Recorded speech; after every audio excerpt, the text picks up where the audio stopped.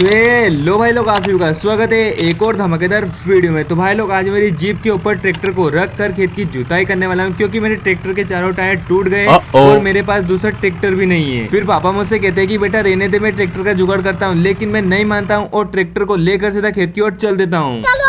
फिर मैं कच्चे रास्ते से होते हुए जा रहा था, तो मैंने देखा कि अरे भाई साहब, किसी की बस यहाँ पर पंचर हो गई है और एक भाई आराम से सो रहा है और एक भाई मेहनत करके पंचर को जोड़ रहा है। लेकिन यार पूरी बस को उन्होंने रोड के सामने खड़ी कर दी और निकलने का रास्ता ही नहीं दिया। फिर मैं इनके तमाशा देखते हुए सीधा खेत पर आया था और खेत के अंदर जीप को लाकर कल्टीवेटर को नीचे रख कर खेत की जुताई करना शुरू कर देता हूँ। लेकिन यार मुझे डर तो बहुत लग रहा है, क्योंकि अगर ये नीचे गिरा तो खेत तो बाद में जुतेगा, पहले मेरे हड्डी टूट जाएगी। क्या बात कर रहे हैं? फिर ट्रैक्टर मुझसे कहता है छोड़ दो मुझे, पर जीप कह रही है तुझे तो मैं ले डूबूंगी। लेकिन मैं दोनों की इच्छा पूरी नहीं होने दूंगा, क्योंकि मैंने फाइनली 2 घंटे के अंदर अंदर पूरे खेत की जुताई कर दी है। वाओ! लेकिन यार अचानक मेरा ट्रैक्टर जीप के ऊपर से नीचे उतर जाता है और इसे मैं खेत पर भी नहीं रख सकता, क्योंकि भाई कोई भी भंगार में बेच सकता है।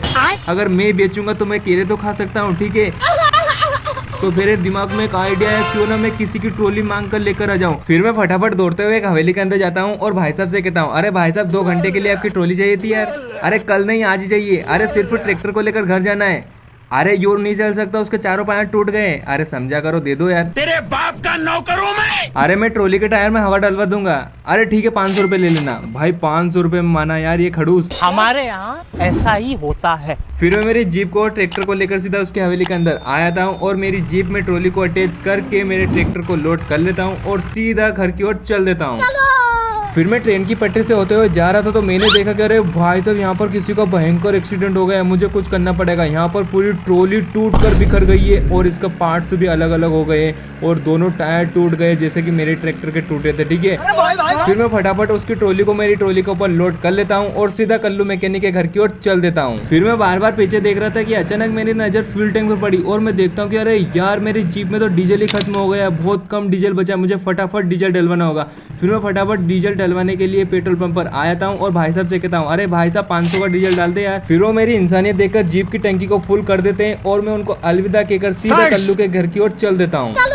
फिर मैं सभी परेशानियों को झेलते हुए सीधा कल्लू मैकेनिक के घर पर आया था और ट्रॉली को नीचे उतार कर सीधा मेरे घर की ओर चल देता हूँ। फिर रास्ते मुझे आता था कि अरे यार, उस भाई की मुझे ट्रॉली देना था, तो मैं फटाफट उसके घर पर आया था और उसकी ट्रॉली को आराम से पार करके उसको कहता हूँ, अरे भाई तुम घोड़े की ट्रेनिंग करवाते करवाते भैंस की ट्रेनिंग कब करवाने लग गए? मुझे तो लगता है कि तुम भैंस के प्यार में पागल हो गए हो। क्या बात करता है यार? अरे यार एक बार मुझे भी बैठना है यार घोड़ी पर। अरे तू जा रही। अरे यार तुम्हारी घोड़ी बहुत मस्त लग रही है, ब्लैक ब्लैक, राजा जी। और इसके सींग तो और खतरनाक लग रहे हैं, एक बार बैठ जाऊं। फिर वो हाँ कर देते और मैं जैसे भैंस के ऊपर बैठता हूँ तो वो ऑटोमेटिक चलने लग जाती है। अरे यार भाई, ये भैंस है कि रिमोट कंट्रोल भैंस है? मेरे को तो डर लग रहा है। अरे ये तो भागने भी लगी। अरे ये भाग रही है। अरे भाई बच्चा बच्चा, अरे मैं गिर ना जाऊं।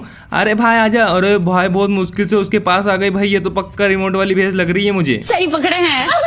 भाई तुम्हारी भैंस को तुम मेरे को, मैं तो जा रहा हूँ मेरे घर पर। फिर मैं फाइनली मेरी जीप को लेकर घर आया था और घर के अंदर पार्क कर देता हूँ। 2 days later. तो भाइयों, आज खेत की जुताई के 2 दिन हो गए हैं और धूप भी अच्छी लग गई है, तो अब मुझे गोबर खाद फेंकना है मेरे खेत में। तो मैं फटाफट दोनों मजदूरों को बैठा लेता हूँ और सीधा गोबर खाद लेने के लिए चल देता हूँ। फिर मैं ट्रैक्टर को लेकर सीधा वेयरहाउस पर आया था और मजदूरों से बोलता हूँ कि भाई तुम फटाफट गोबर खाद लोड करो। फिर वो कुछ ही देर में मेरी ट्रॉली में गोबर खाद लोड कर देते हैं और मैं ट्रैक्टर को लेकर सीधा खेत की ओर चल देता हूँ। लेकिन यार रास्ते में मैंने सोचा कि क्यों ना मैं ट्रैक्टर के साथ साथ एक और ट्रैक्टर चल दूं, क्योंकि मैं खाद तो वैसे भी खेत के अंदर डाल ही रहा हूँ और अगर बी घेरों में मैं चला दूंगा तो उससे क्या मिट्टी उर्वरक बन जाएगी और फसल अच्छी होगी। तो मैं फटाफट पैदल ही मेरे घर की ओर चल देता हूँ। A few moments later. फिर मैं कुछ ही देर में मेरे घर पर आया था और मेरे ट्रैक्टर में बी घेरों को अटैच करके सीधा खेत पर आया था और खाद की ढुलाई करना शुरू कर देता हूँ। और भाइयों, यहाँ पर मैंने दोनों ट्रैक्टर को सेट करके एक के पीछे एक लगा दिया। इससे क्या होगा, पूरे खेत में मैं घूम सकता हूँ और खाद देख सकता हूँ भाई कहाँ गिरी और कहाँ नहीं गिरी। देखो यहाँ पर मैं देख रहा हूँ कि भाई ऐसे गिरी तो नहीं है, ठीक है चल जाएगा, कोई दिक्कत नहीं। अच्छा। फिर मैं 2 घंटे के अंदर अंदर पूरे खेत में खाद फेंक देता हूँ और सीधा दोनों ट्रैक्टर को लेकर घर की ओर चल देता हूँ। फिर मैं रास्ते में सोचता हूँ कि क्यों ना मैं एक ट्रैक्टर को ट्रॉली में रख लूँ, इससे मेरे पैसे की बचत भी होगी और डीजल भी बचेगा और मैं आगे पैसे काम ले सकता हूँ, ठीक है। बात तो सही है। तो मैं फटाफट मेरे एक ट्रैक्टर को ट्रॉली में रख लेता हूँ और सीधा घर आया हूँ और घर आकर मैं दोनों ट्रैक्टर को आराम से पार्क कर देता हूँ।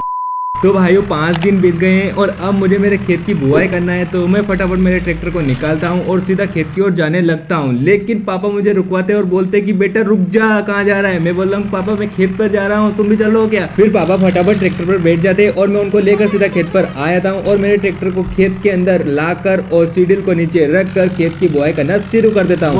भाइयों यहाँ पर मैं खतरनाक तरीके से बुआई कर रहा हूँ और मेरे पापा यहाँ पर देख रहे हैं कि बेटा बुआई कर रहा है कि मजाक कर रहा है। लेकिन मैं मजाक नहीं कर रहा हूँ, मैं बुआई कर रहा हूँ। और यहाँ पर मैं फाइनली 3 घंटे के अंदर अंदर बुआई कर देता हूँ, क्योंकि भाई काफी समय लगा, क्योंकि मक्के की बुआई है और पापा मेरे ट्रैक्टर पर ही बैठे थे, इसीलिए 3 घंटे लगे, नहीं तो मैं 2.5 घंटे में कंप्लीट कर देता हूँ। बात तो सही है। फिर मैं फाइनली ट्रैक्टर को लेकर सीधा घर आया था और घर के अंदर पार्क कर देता हूँ। 3 weeks later. तो भाइयों आज फसल को बोए हुए 20 दिन बीत गए हैं और अब मुझे मेरी फसल को देखने जाना पड़ेगा, क्योंकि अगर फसल को नहीं देखूंगा तो जानवर भी खा सकते हैं और अगर नहीं होगी तो हम डबल से बुआई भी कर सकते हैं। ठीक है, ये क्या बात करता है यार। फिर मैं मेरी स्कूटी को लेकर सीधा खेत की ओर चल देता हूँ। लेकिन मैं रास्ते से होते हुए जा रहा था तो मैंने देखा अरे भाई साहब मेरी स्कूटी में तो पेट्रोल ही नहीं है, ये तो खेत तक भी नहीं जा पाएगी। तो मैं फटाफट पेट्रोल पंप पर आया था और यहाँ आकर मैंने देखा अरे भाई साहब यहाँ पर इतनी भीड़ काहे की है। तो मैं एक टेम्पो वाले से पूछता हूँ अरे भाई क्या हो गया, लड़ाई हो गई। अरे यार मुझे बचाना पड़ेगा। अरे भाई छोड़ दो, अरे भाई मत लड़ो, अरे 500 रुपए के चक्कर में क्या लड़ रहे हो तुम। अरे भाई 500 रुपए मैं दे दूंगा, लड़ाई तो बंद करो। फिर फाइनली वो लड़ाई बंद कर देते हैं और मुझे बोलते हैं कि भाई पैसे तू ही देगा। अरे ठीक है 500 की जगह अब 1000 रुपए ले लेना यार, लेकिन लड़ाई मत करो, ठीक है। बच गया साला। फिर मैं पेट्रोल वाले भाई से बोलता हूँ अरे भाई 50 का पेट्रोल डाल दे, लेकिन यार वो मना करके चला जाता है। तो मैं सोचता हूँ कि भाई इसने मना क्यों करा, लेकिन मुझे रास्ते में याद आता कि अरे यार मेरी स्कूटी तो इलेक्ट्रॉनिक है। कौन है, कहाँ से आते हैं। फिर मैं मन ही मन मुस्कुराते हुए सीधा खेत पर आया था और नन्हे नन्हे पौधे को देखने लगता हूँ कि भाई इसमें अब पानी की जरूरत है, अगर पानी आ जाए तो मजा आ जाएगा। लेकिन यार भाई अचानक हवा चलने लग जाती है और पानी आ जाता है। वाह भाई मैंने जैसे ही नाम लिया पानी हाजिर हो गया, ये टाइमिंग है यार। फिर मैं फटाफट एक पेड़ के पास आ जाता हूँ और देखने लगता हूँ कि भाई खतरनाक तरीके से मूसलाधार बारिश हो रही है और फिर कुछ ही घंटे में पूरे खेत में पानी पानी हो जाता है। मुझे यहाँ से निकलना होगा, नहीं तो बारिश में बिजली भी कड़क सकती है और कुछ भी हो सकता है। तो मैं फटाफट मेरी स्कूटी को लेकर घर आया था और घर के अंदर पार्क कर देता हूँ। तो भाइयों फसल को बोए हुए 2 महीने हो गए और कल मेरे पापा खेत पर गए थे और मुझे बता रहे थे कि बेटा अपने पूरे खेत में चारा ही चारा हो गया है, तुझे वो साफ करना होगा। तो मैंने सोचा क्यों ना मैं मेरे चेतक के पीछे एक हल को बांध लेता हूँ और पूरे खेत में हल चला देता हूँ। तो मैंने फटाफट ऐसा ही करा और सीधा मेरे चेतक को लेकर खेत पर आया था और चारे को साफ करने लग जाता हूँ। फिर मैं फाइनली 2 घंटे के अंदर अंदर पूरे खेत में से चारा साफ कर देता हूँ और सीधा घर आता हूँ। फिर मेरे दादाजी मेरे पास आते हैं और मुझसे कहते हैं कि अरे बेटा तूने पानी वानी पिलाया कि नहीं पिलाया मेरे चेतक को। अरे दादाजी मैंने तुम्हारे चेतक को हिला दिया है, अरे झूठ बोल रहा है। एकदम तगड़े पानी से गर्म तालाब में डुबकी लगा कर आया है, देखो उसके पाँव एकदम चकाचक लग रहे हैं। अरे सही में, अरे यार ये मैं झूठ बोल रहा हूँ क्या गाइस। अरे देखो ये तो लात मारने लग गया। अरे सही में पिलाया नहीं पिलाया। अबे तू थोड़ा सा बहन का फिर चेतक दादाजी को सारी बात बता देता है और दादाजी जोर जोर से मुझे डांटने लग जाते हैं और कहते हैं क्या, अरे यार मैं कैसे पहरेदारी करूंगा अकेला, मुझे डर लगता है खेत पर। अरे यार समझा करो दादाजी, चलो आप भी चलोगे, ठीक है तुम भी चलना और तुम्हारे दोस्त को भी रख लेना, ठीक है। 3 hours later. तो भाइयों शाम के 11 बज रहे और अब मुझे खेत पर पहरेदारी करने जाना पड़ेगा, क्योंकि भाई एक बार दादाजी ने बोल दिया, मतलब कि बोल दिया। वैसे दादाजी भी साथ में आ रहे हैं तो मैं सभी को टेम्पो में बैठा लेता हूँ और सीधा खेत की ओर चल देता हूँ। फिर हम रात के अंधेरे में ट्रेन की पटरी से होते हुए जा रहे थे तो मैंने देखा अरे भाई साहब कौन सी लेडी यहाँ पर बेहोश पड़ी है। तो मैं मेरे टेम्पो को रिवर्स करता हूँ और उतर कर उनके पास जाता हूँ। अरे बहन जी क्या हो गया। फिर मेरे दादाजी मुझे बुला लेते, लेकिन यार मैं जैसे ही मुड़कर देखता हूँ वो गायब हो जाती है। भाई किधर गई। फिर मैं उसको ढूंढने लगता हूँ। अरे भाई दिख गई। अरे बहन जी रुको रुको, अरे क्या हो गया, तुम बेहोश क्यों पड़ी थी।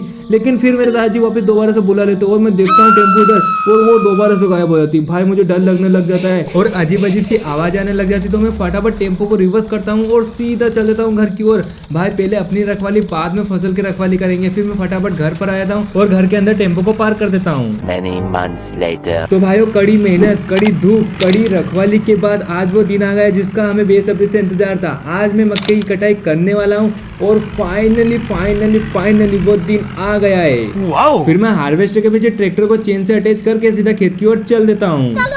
फिर मैं कुछ ही देर में हार्वेस्टर को लेकर सीधा खेत पर आया था और श्री गणेश करके हार्वेस्टर को स्टार्ट करता हूँ और मक्के की कटाई करना शुरू कर देता हूँ। अरे वो ट्रैक्टर जरा संभाल के चलना, कहीं मेरी रफ्तार देखकर तेरा ट्रैक्टर से बाहर ना हो जाए। और हाँ चल झूठा, ट्रोली पूरी भरनी चाहिए, एक दाना भी गिरा तो चाय का खर्चा तेरा होगा, ठीक है। Oh my God. और ध्यान से पूरा रफ्तार देखकर, क्योंकि मैं एकदम परफेक्ट चला रहा हूँ, ठीक है। अब मैं ट्रॉली में देखता हूँ कि भाई दाने कितने भरा है। अरे यार ट्रॉली तो पूरी खाली है, कुछ भी नहीं है। अरे कहाँ जा रहा दाना? अरे अच्छा लास्ट में कोड होगा भाई, मैं तो घबराया गया कि दाना किधर जा रहा है। फिर मैं दौड़ते हुए सीधा कटर के पास में आता हूँ और देखने लगता हूँ कि भाई ये फसल को चुरा तो नहीं रहा है। मुझे लगता तो नहीं है, लेकिन इसकी शक्ल से ऐसा लग रहा है कि ये फसल को चुरा सकता है। कौन है? अरे हट रहा हूँ, रुक जाओ। अरे मशीन को मत रोको, मैं उतर रहा हूँ भाई। फिर मैं फाइनली उतर जाता हूँ और 2 घंटे के अंदर अंदर पूरे खेत की कटाई कर देते हैं। और मैं ट्रैक्टर को लेकर हार्वेस्टर के पास में आता हूँ और सारी फसल को ट्रॉली में लोड कर लेता हूँ और सीधा घर की ओर चल देता हूँ। तो भाइयों आप सोच रहे होंगे कि मक्के की कटाई करी लेकिन ऊपर तो गेहूं है, ऐसा क्यों?